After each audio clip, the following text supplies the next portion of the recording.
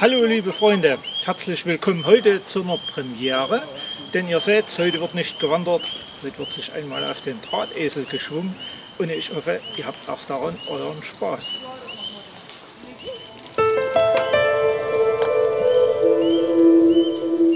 Auf das Rad schwingen wir uns in Wesenberg, die Stadt an der Woblitz und Havel, welche 1252 durch den Fürsten Nikolaus I. von Werle gegründet worden sein soll. Hier in der Mecklenburger Kleinseenplatte. An der Burg vorbei führt unser Weg über den Markt und die Mittelstraße an den Bahnübergang. Und mit etwas Glück bekommt ihr auch Eisenbahn zu sehen, welche zumindest auf diesem Abschnitt noch fährt. Anschließend geht es weiter den Zwenzower Weg hoch. Im Wald angekommen fahren wir an der Anlage des Skulpturenparks vorbei. Was?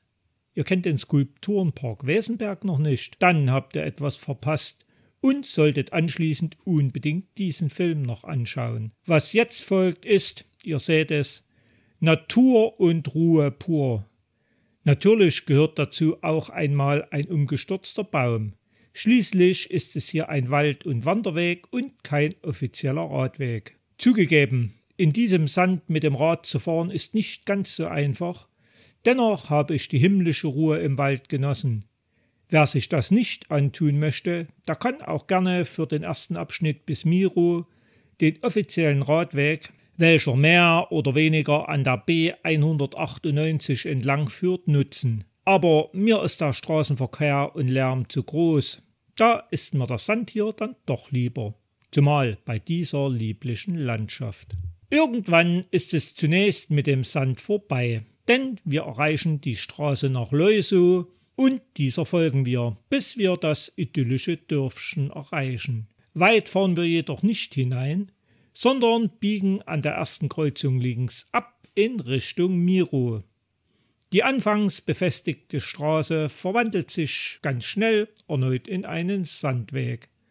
Ich weiß, ich wiederhole mich, stellenweise hat man hier ganz schön zu tun, um überhaupt vorwärts zu kommen. Aber mich hat die Ruhe und Idylle mehr als entschädigt. Bei dieser Gartensparte ist der Stadtrand von Miro erreicht. Über die Clara-Zetkin-Straße erreichen wir die Rudolf-Breitscheid-Straße, welche wir überqueren und mittels des gegenüberliegenden Weges auf den Schlosspark stoßen. Und jetzt gibt es zwei Möglichkeiten: durch Miro durchfahren oder hier ein wenig bummeln. Ich meine, ein Bummel lohnt sich, denn im Schlosspark finden wir die Wurzeln von Miro. Hier ließ sich nämlich 1226 der Johanniterorden nieder und errichtete eine Komturei. Fündig auf der Suche nach den Resten selbiger werden wir auf der Schlossinsel. Selbige betreten wir durch das Torhaus. Die frühere Johanniterkirche, welche uns sofort ins Auge fällt, wurde im Laufe der Jahrhunderte zur Schlosskirche umgebaut und ist definitiv einen Besuch wert. Nicht nur wegen der Fürstengruft. 1945 wurde die Kirche erneut zerstört. Zum Glück machte man sich an den Wiederaufbau, welcher 1950 im Wesentlichen abgeschlossen war. Was ihr auf keinen Fall versäumen solltet, den Turm zu besteigen. Dieser konnte erst 1993 äußerlich wiederhergestellt werden. Und der Aufstieg wird auch nicht langweilig, was es nicht alles zu entdecken gibt auf dem Weg. Selbst Lesewürmer können hier fündig werden.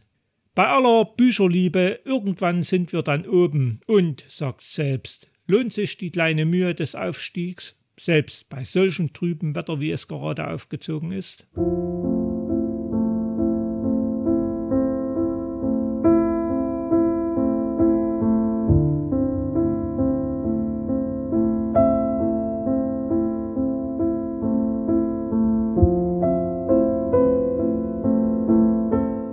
Manchmal soll es doch noch Gerechtigkeit und Glück geben. Und so kommt wieder die Sonne heraus, also bummeln wir entspannt weiter auf der Schlossinsel am Mirower See und werfen einen Blick ins Schloss. Einfach, wonach euer Herz begehrt. Oder wie wäre es mit einem Besuch der Liebesinsel? So schön es auch ist, irgendwann schwingen wir uns wieder aufs Rad und, was entdecken wir? Das untere Schloss Miro, welches fast am Weg liegt. aber leider lässt der Zustand doch zu wünschen übrig. Bleibt zu hoffen, dass es irgendwann auch saniert und bewundernswert hergerichtet werden kann. Noch etwas höchst Interessantes fällt in unser Auge. Seht ihr es? Welch vernünftiger Mensch kann schon am Eiskaffee vorbeigehen? Herrlich, sage ich euch. Jetzt ist es aber wirklich genug der Kultur und Schlemmerei. Verlassen wir über die Schlossstraße, Töpferstraße und die Rheinsberger Straße unser beschauliches Miro wieder. Vorbei an den Schranken stoßen wir auf den Petscher Weg, verlassen Miro die alte Komturei und kommen dank separaten Radweg schnell nach Petsch, einen kleinen Ort, welchen wir auch genauso schnell wieder verlassen. Auf schmaler Straße durch den Wald erreichen wir als nächstes Fledermühle. Einst befand sich hier eine Getreidemühle, ein Sägewerk, eine Schmiede und ein Hof mit Pferdestall. Heute ist es ein kleiner, verträumter und naturbelassener Flecken. Freunde vom Wassersport, Natur oder Radfahren sind hier definitiv nicht falsch. Und wer gern ein Bier schlürft oder gut essen möchte, der wird hier auch fündig. Selbst Freunde des Campings können auf ihre Kosten kommen. Wir aber treten erneut in die Betale, grob Richtung Diemitz. Genau genommen Diemitzer Schleuse lautet unser nächstes Zwischenziel. Diese ist Teil der Müritz-Havel-Wasserstraße und entsprechend viel Betrieb im Sommer. Als Landratte finde ich es aber sehr interessant, beim Schleusen zuzuschauen.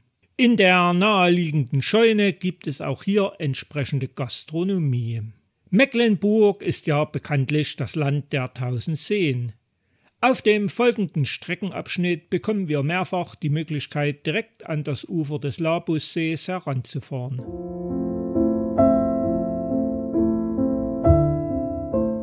In Kanow, einem weiteren gemütlichen Örtchen, erreichen wir schließlich die B122. Dank der 30er-Zone durch den Ort ist es jedoch kein Problem, dieser ein kleines Stück zu folgen, ehe wir vorbei an der auch hier befindlichen Schleuse am oberen Ortsende rechts in diesen kleinen Park abbiegen können. Von hier oben bietet sich, wie ihr sehen könnt, ein sehr schöner Blick auf den Kanower See, welcher später in den kleinen Pelitzsee übergeht. Aber angesichts der Wolken wird es Zeit, jetzt ordentlich in die Betale zu treten und über die alte Landstraße dieses kleine, gemütliche Dörfchen zu verlassen. Im Wald treffen wir dann auf einen höchst offiziellen Radweg und orientieren uns zunächst in Richtung Wustrow in völliger Naturidylle. Malerisch gelegen an unserem Weg der Trünnensee. Dieser bietet uns bei diesem kurzen, aber kräftigen Regenguss eine wunderbare Färbung des Wassers.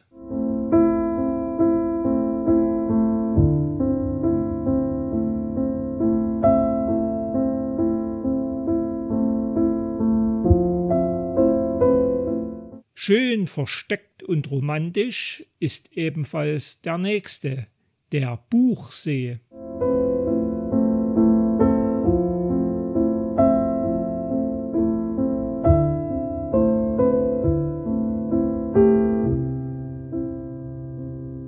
Von dort ist es nicht mehr weit bis zur Verbindungsstraße Pelitzhof-Wustrow und letzteres bleibt zunächst weiter unser Zwischenziel. Berge wie in den Alpen gibt es hier logischerweise keine, aber wer glaubt, Mecklenburg sei flach wie eine Tischtennisplatte, der irrt.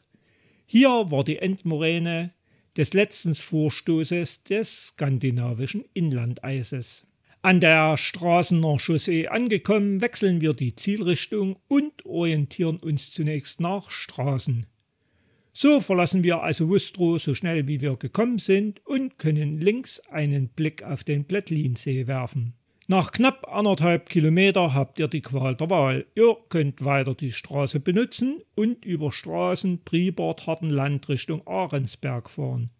Ich für meinen Teil habe den Asphalt hinter mir zurückgelassen und bin links in diesen Feldweg abgebogen, um die Idylle pur zu genießen.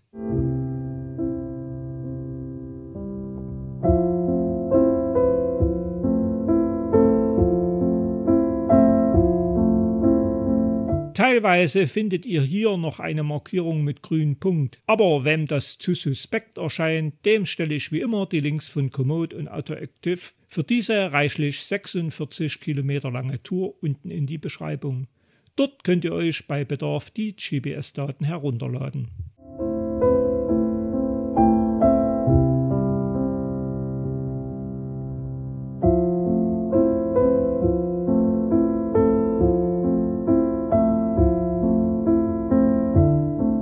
Reichlich 4 Kilometer geht es entspannt über Wiesen, Felder und Wälder, ehe wir die Verbindungsstraße Priebert-Ahrensberg erreichen. Wer möchte, der kann noch einen kleinen Abstecher von einem knappen Kilometer nach rechts machen.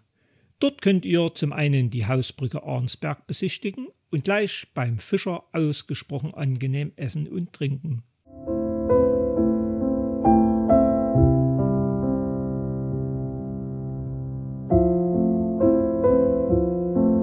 Und so finden wir am sogenannten Wildhof angekommen, zum Beispiel das Haus vom früheren Fischer von Ahrensberg und gleichzeitig die Verbindung von der Havel, welche kurz vorher mit dem Drevensee zusammenfließt und dem Finosee. Schaut euch um und genießt die Idylle.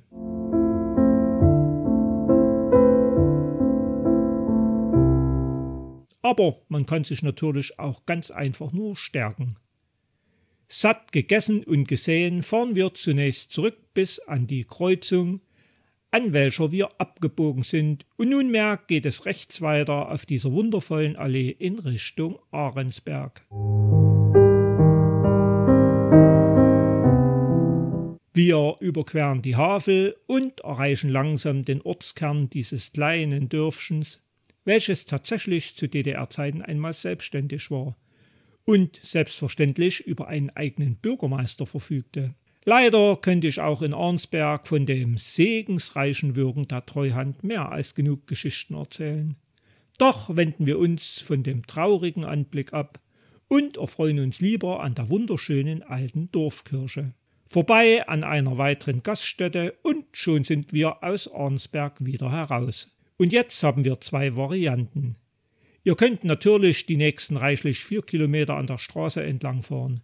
Wer aber wie ich lieber seine Ruhe möchte, dem würde ich empfehlen, nach dem Ortsausgang nach rechts in den Wald, zunächst Richtung Below-Terofen. Ja, auch hier ist teilweise viel Sand, aber auch himmlische Ruhe. Wir fahren unter anderem am Roten Moor vorbei, welches ihr ja bereits kennt. Letztlich kommen wir oberhalb vom Woblitzsee aus dem Wald heraus und jetzt ist es nur noch ein Klacks. Wir rollen gemütlich hinunter an die B198 und halt, stopp! Bevor wir weiterfahren, müsst ihr unbedingt an den ersten Häusern von Wesenberg einkehren und das Softeis probieren. Und jetzt geht es zunächst an das Ufer der Woblitz. Da sich aber bereits die nächsten Wolken zeigen, habe ich dann doch den See sein lassen und mich schleunigst wieder aufs Rad gesetzt. Zunächst die nächsten 700 Meter erneut über die Havel auf dem Radweg an der Neustrelitzer Chaussee entlang. Wobei ihr auch noch die Möglichkeit habt, rechts in Richtung Fischereihof abzubiegen und auch hier noch einmal frischen Fisch zu genießen. Ansonsten nähern wir uns langsam dem Ortskern unseres Startpunkts auf angenehmen Radwegen in Ufernähe und erreichen schließlich unseren Ausgangspunkt, den Sportboothafen Wesenberg. Und wem es angesichts der Sandwege zu strapaziös ist zu radeln, der kann natürlich einzelne Abschnitte auch laufen.